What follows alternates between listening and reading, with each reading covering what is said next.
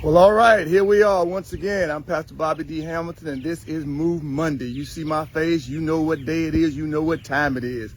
And I come to you today to encourage you. I came to be part of your ensemble of encouragers to tell you it's time to move. It's Monday. I've already got my Sunrise 6 in. I got 6 miles in. By the way, it's been hot out here, y'all. Know here in Houston area, it's been 103, 104. Going to 125. Not only the gas price is high, but also the heat is high. It's hot out here, y'all. So I'm standing out here trying to cool off on a boat ramp. I'm out here by this lake where all these boats come in. I'm just trying to get a breeze just to cool off because I've been running, and thank God that I can run.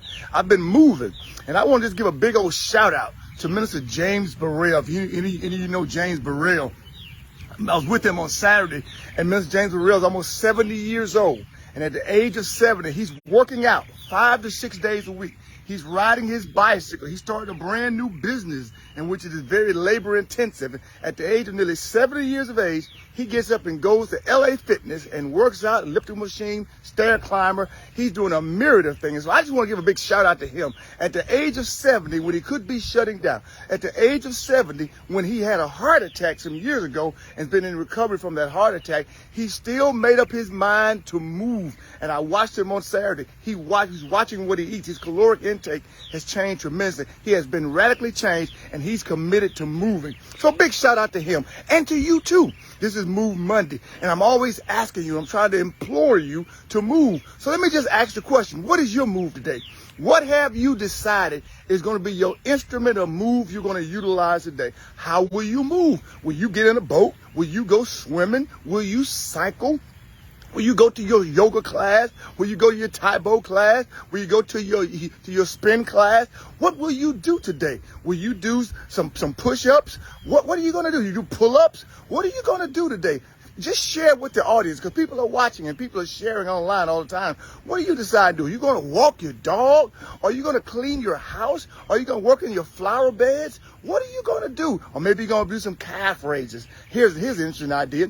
Maybe you're going to do some core work today. You're going to just work on your core. Whatever your move may be, just do it and share with others who are also committed to the same endeavor, and that's move. We're just trying to get tight and get right. That's all we're trying to do. Tight and right. We're not trying to be in the next Olympic event.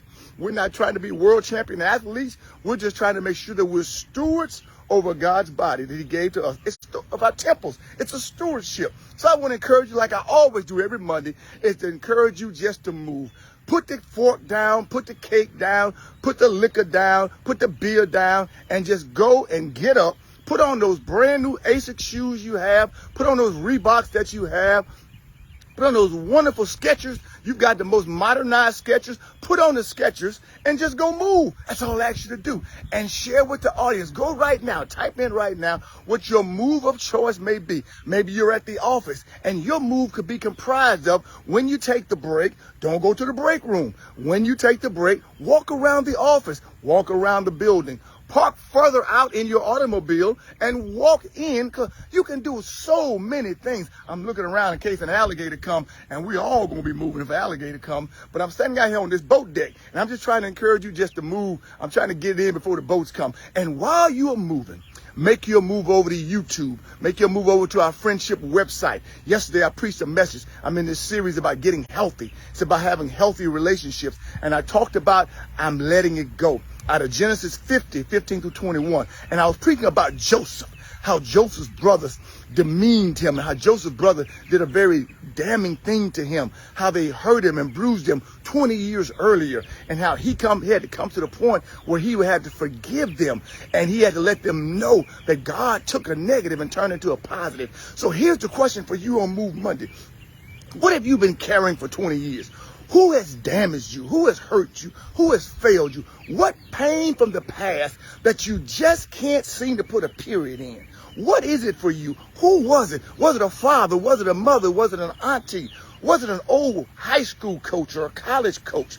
Who was it? Was it an employer? Who was it? Was it your first spouse, your second spouse? Maybe your own flesh and blood, your son or your daughter, but you just have that pain, that angst that humiliation. They humiliated you. They put you in a pit just like Joseph, but your pit was a pit of despair and pain and humiliation and degradation. And 20 years later, Joseph has the opportunity to get them back. He has the big rod of revenge, and he chose not to use it. He said, what you meant for evil, God also took it and meant it for good.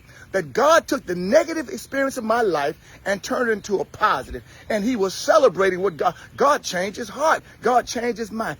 Isn't forgiveness hard, releasing people? Don't it just feel like that if you just release them, you're going to give them a carte blanche license to do it again? We struggle with forgiveness because we struggle with being forgiven by God. When you understand how much God's forgiven you, it allows you to have the license and the will and the desire to forgive others. But I want you to run and look at hear the message I'm letting them go. You need to get that in your spirit. Get that into your family tree, because some of us came from families where there is no forgiveness. You came from families where there's an eye for an eye and a tooth for a tooth. So you know nothing about it. And now you're in relationships and now you have children. And it's hard for you to forgive and to reconcile. It's hard for you to let things go because you feel like, just like I felt like and we feel like, if I let you go one time, that ought to be enough. But God doesn't just let us go one time. He repeatedly forgives us. He forgives us and brings us into salvation. Then he forgives us over and over again through the course of our sanctification. So it's more than just one time. I'm talking to somebody today. You've lived your life with regret. You've lived your life with revenge. You've lived your life just thinking about, commiserating on it, meditating on, soaking on. You just been caught up in what was done wrong to you. And let's be clear about it. It was wrong. It was deceitful. It was denigrating. It was demeaning. It was devilish what was done. Let's be right about it. But now God is saying, what are you going to do? Will you allow God to have you to be able to work in you that you can say what you meant for evil, God took it and flipped it and used it for good. It took him 20 years. It took him time. It took a lot of pain, took a lot of patience. But God worked because he got to see the sovereignty of God at work. Not only the sovereignty of God in dealing with his siblings, but also in dealing with his own heart. He got to see the sovereignty of God and not just the sin of his siblings. You got to see the sovereignty of God. You got to be able to connect the Jehovistic dots and say that God is working something out for the good. You can't see it. I don't see it many times because it hurts so bad. But when you step back and you look back and you realize, man, God's at work. God's not through with me. And no matter what you tried to do to destroy me, God used it to deliver me. That's the mentality you must have. So there's somebody in your family, somebody at the job, somebody at the office, somebody on your block that you need today to declare in the name of Jesus, I'm letting them you go. I forgive you in the name of Jesus Christ.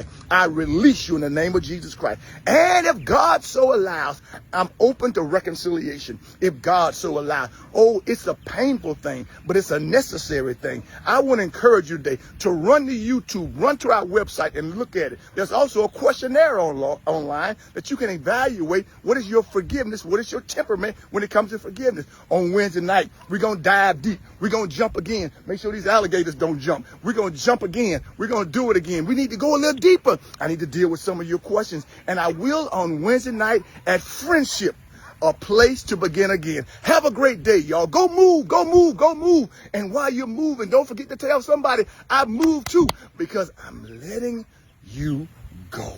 Oh, have a great day. God bless you. God keep you. I'll see you Wednesday night at Friendship, a place to begin again.